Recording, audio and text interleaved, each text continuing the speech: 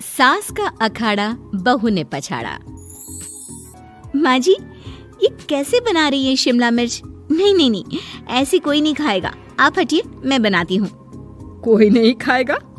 अरे तेरे मायके वालों के लिए नहीं बना रही हूँ, अपने पति, बेटे और बेटी के लिए बना रही हूँ।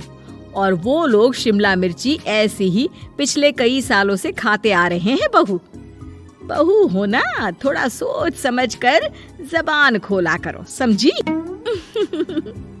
माँ जी, फिर तो मैं यही कहूँगी कि आपको खाना बनाना आता ही नहीं। बहू शिमला मिर्च बना लेती है, लेकिन अपने अंदाज में। फिर खाने के टेबल पर, ये सब्जी क्या बहू ने बनाई है? आज बहुत अलग लग रही है। भाभी, रंग तो बड़ा अच्छा दिख रहा है सब्जी का। अरे नहीं नहीं, मुझे तो माँ के हाथ वाली खानी थी। क्या है रीना, सब्जी माँ को ही बनाने दिया करो ना। सास, जिसे अब थोड़ा सा अपना पल्ला भारी दिख रहा होता है। अरे अब बेटा मेरा जमाना आ गया। ये घर कभी मेरे नाम से चलता था, लेकिन अब लग रहा है कि मेरा होना ना होना एक ही बराबर है। बहू तो पूरे घर के साथ रसोई में भी राज करना चाहती है। माँ जी, आप ही ने तो कहा था शादी के वक्त कि रानी बनाकर रखेंगी मुझे। तो देखिए, रानी का काम यही होता है ना, राज करना। अरे देख बहू, माना तू राज करना चाहती है, लेकिन भूल मत, पूरी रियासत अभी मेरी है। अरे कैसी बात कर रही हो तुम दोनों? और ये क्या तरीका होता है बहू से बात करने का? बेचारी अभी तो आई है, उसको आजादी भी नहीं दोगी क्या? तो वो इस घर को अपना घर कैसे समझेगी?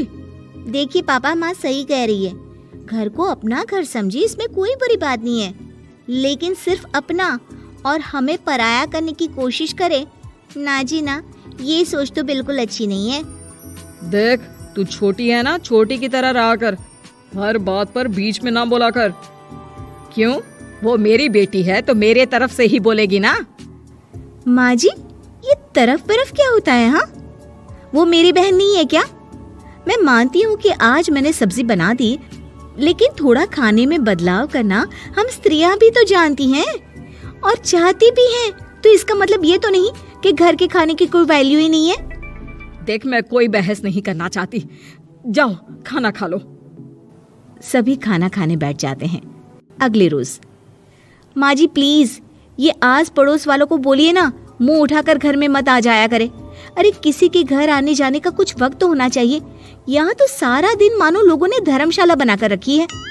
बहू, वो हम लोगों के परिवार जैसे हैं, पिछले 25 साल से हमारे साथ है। और ये मेरा घर है, यहाँ कौन आएगा कौन नहीं, ये तू कैसे डिसाइड करेगी? और हाँ, तुझे अगर पसंद नहीं ना, तो अपने कमरे में चली जाया कर। वो लोग बात ही कर रहे होते हैं कि पड़ोसन आ जाती है। अरे बहन, हम लोगों ने जागरण रखा है माता का आज रात, सुबह का भंडारा भी, तो बहू रानी को लेकर आना हाँ बिटिया। अच्छा चलती हूँ, और घरों में भी निमंत्रण देना है। अरे हाँ हाँ, हम जरूर आ जाएंगे। वैसे किस किस को बुला रही हूँ? वो तुम्हारी ननद और भाभी भी आ रहे हैं क्या? माँ, क्या आप इनके पूरे खानदान को जानती हैं? अरे भाभी ने ही तो मेरी ननद की शादी की पूरी तैयारियां कराई थी, और मेरे मायके में भी पापा की मौत के बाद वहाँ रहकर इन्होंने ही मुझे संभाला था। इतना तो कोई किसी के लिए नहीं करता। अच्छा, मैं ना फल दे जाऊंगी, काट देना भाभी, मैं दूसरे काम पूरे कर लूंगी। मेरी तो तबीयत खराब है माँ जी, आप ही काट देना सारे फल। मैं रात का खाना भिजवा दूंगी, परेशान ना होना। हाँ? अरे नहीं नहीं, हम लोग बना लेंगे, 4 लोगों का खाना तो बनाना है। अरे नहीं नहीं, आप फल पर लग जाओगी, और बहू की तबीयत भी ठीक नहीं, खाना मैं ही भिजवा दूंगी। पड़ोसन चली जाती है और सास बहू की तरफ देखती है। देखा, जिसे तू धर्मशाला बोल रही थी, वो कितने अपने हैं। हाँ माँ जी, आप उनका काम कर रही हैं, उनके जागरण का प्रसाद तैयार कर रही हैं, तो वो क्या इतना भी नहीं करेंगे आपके लिए? ओहो, तुझसे बहस क्या करना बहू। तभी बहू की माँ आ जाती है।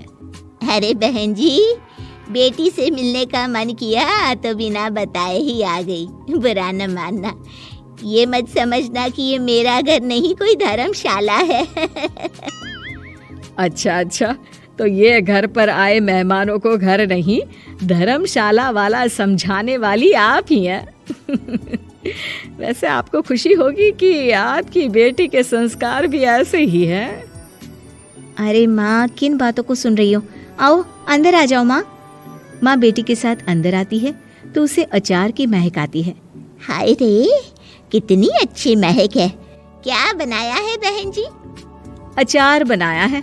आपकी बेटी बोल रही थी कि आप लोग कुछ अलग तरीके से बनाते हैं। मैं तो बस ऐसे ही। हम लोगों के घर पर तो अचार टिकता ही नहीं है। अरे आता ही किसे है अचार बनाना? लेकिन जैसे ही बेटी माँ को कमरे में ले जाती है, क्या है माँ, क्यों आ गई यहाँ पर? बताकर तो आना चाहिए। अरे कैसी बात कर रही है बेटी?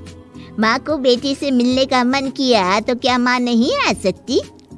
आ सकती है माँ, क्यों नहीं, लेकिन तू ना पूरा खेल बिगाड़ रही है। खेल? कैसा खेल बेटी? मुझे भी तो बता देती तो मैं भी खेल लेती। माँ, जब से शादी करके इस घर में आई हूँ ना, सासू माँ ने मेरा घर का रट लगा कर रखा है। अब मैं ये बताना चाहती हूँ कि यहाँ मैं आ गई हूँ।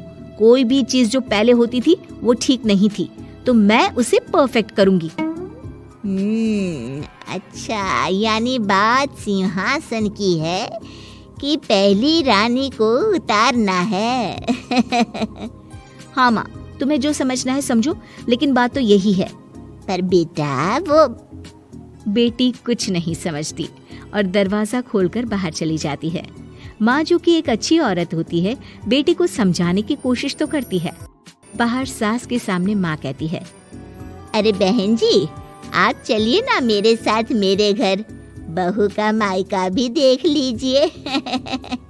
अरे नहीं नहीं बहन जी, आप ही रुकिए हम लोगों के पास।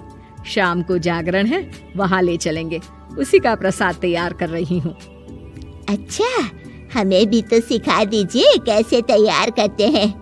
अरे कैसी बात कर रही हो माँ, कितने जागरण करवा चुकी हो तुम?